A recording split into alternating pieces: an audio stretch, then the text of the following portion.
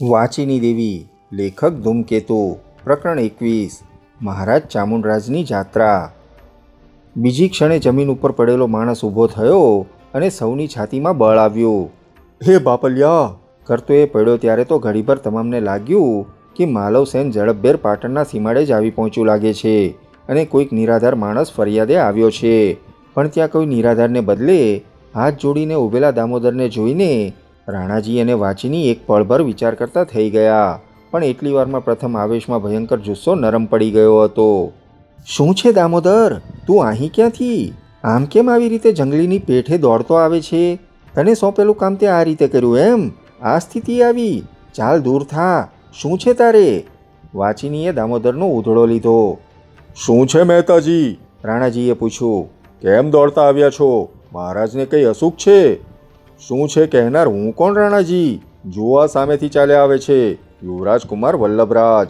એવો તમને કહેશે કે શું છે? દામોદર એટલું બોલીને એક બાજુ ખસી ગયો. પણ વલ્લભરાજના નામે વાચીની દેવી ચમકી ઉઠી. અત્યાર સુધીના ત્વરિત ઉપરાઉપરી બનતા જતા પ્રસંગોએ એને વલ્લભનું નામ ભૂલાવી દીધું હતું. ત્યાં હજી પોતે સૈનિકોને મોકલી શકી ન હતી એ એને એકદમ યાદ આવી ગયું. એને વાચીનીશ્વરના મંદિરના ગર્ભદ્વારમાં પોતે રાખ્યો હતો. ત્યાંથી છૂટીને અહીં અત્યારે શી રીતે આવ્યો એ વાતનું એને આશ્ચર્ય થયું. એણે ઝડપથી પાછળ જોયું. ખરેખર વલ્લભરાજ પોતે જ આવી રહ્યો હતો. અત્યારની એની અહીંની હાજરી વાચીનીને વાત વેડફી નાખનારી લાગી. આ બ્રાહ્મણે એમાં કંઈક ભાગ ભજવ્યો લાગે છે એ વાત એ તરત કળી ગઈ. તેણે કંઈક રોષથી કહ્યું. દામોદર, એક બાજુ દૂર ઊભો રહે. વલ્લભરાજ અહીં અત્યારે ક્યાંથી? ને તું એની સાથે ક્યાંથી? હમણાં વાત મહારાજ પોતે જ કહેશે બહેન, જરાક શાંતિ રાખો. દામોદર બોલ્યો. બોલીને તે આઘો ખસી ગયો. વલ્લભરાજ ત્યાં આવ્યો. પણ વાચીનીને જે વસ્તુની બીક હતી તે વસ્તુની ગેરહાજરી જોઈને એના આશ્ચર્યની અવધિ થઈ ગઈ. વલ્લભ તદ્દન શાંત હતો. એના ચહેરા ઉપર ઉગ્રતાને બદલે થોડી ખિન્નતા હતી. તે સ્થિર પગલે આગળ આવ્યો. રાણાજી, આ તમે શું જંગ માંડ્યો છે? તે બોલ્યો. મહારાજના શયનગારમાંથી આ તરફ અકસ્માત દ્રષ્ટિ પડતા અમારા તો જીવ તાળવે ચોંટી ગયા. આ શું છે? શું રાણાજી?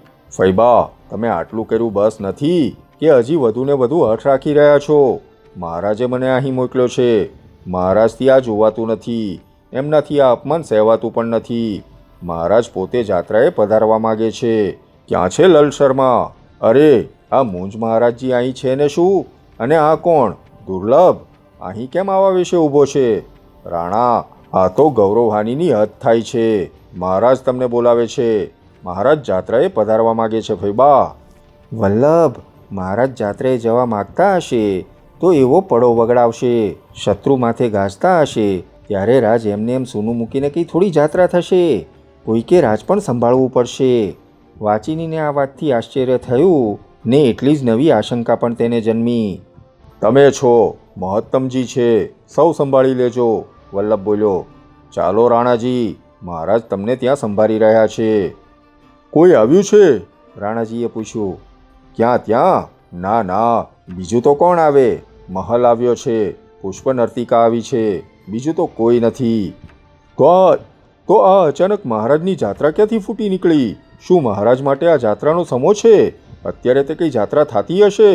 કોણે? તમે આ વાત મહારાજને આપી દામોદર મહેતા?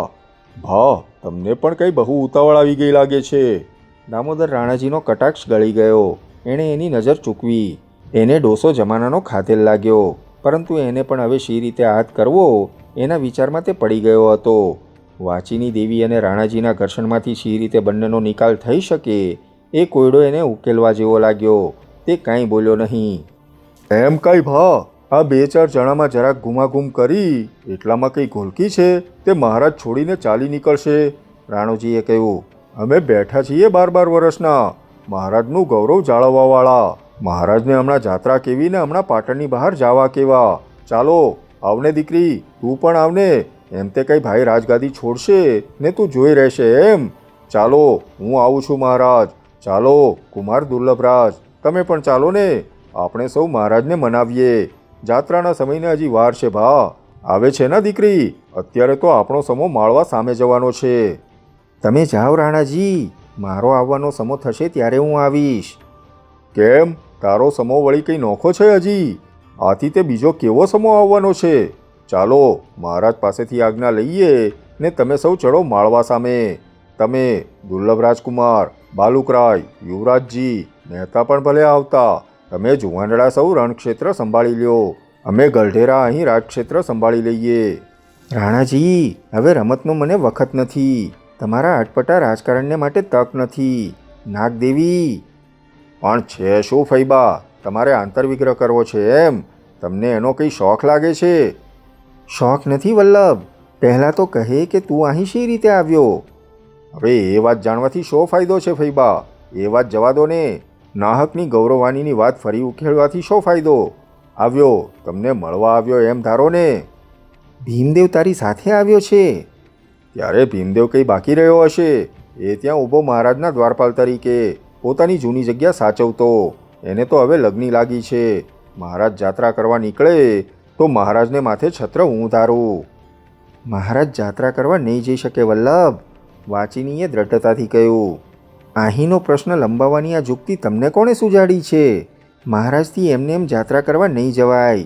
ચાલો દુર્લભરાજ, આપણે આપણા કામમાં પડીએ. એમને એમનું કામ કરવા દો. ફૈબા, આવું હમણાં. તમે ઘડી અહીં થોભો ત્યાં હું આ આવ્યો, કહી દુર્લભરાજ પોતાના ખંડ તરફ દોડ્યો ગયો. વલ્લભ અને રાણાજી મહારાજ પાસે જવા ઉપડ્યા. રાણાજીએ જતાં જતાં બાલુકરાય સામે જોયું. બાલુકરાય હતો ત્યાં જ સ્થિર થઈ ગયો. વાચીની દેવી કંઈ નવી હિલચાલ કરી ન બેસે એ જોવા માટેની રાણાજીની મૂક આજ્ઞાએ કળી ગયો. દામોદરે એ જોયું. એ પણ વલ્લભરાજની પાછળ જઈ રહ્યો હતો. વચ્ચેથી એને એક નવો વિચાર આવ્યો. તે ઝડપથી કોઈ ન દેખે એવી રીતે દુર્લભરાજને મળવા ઉપડ્યો.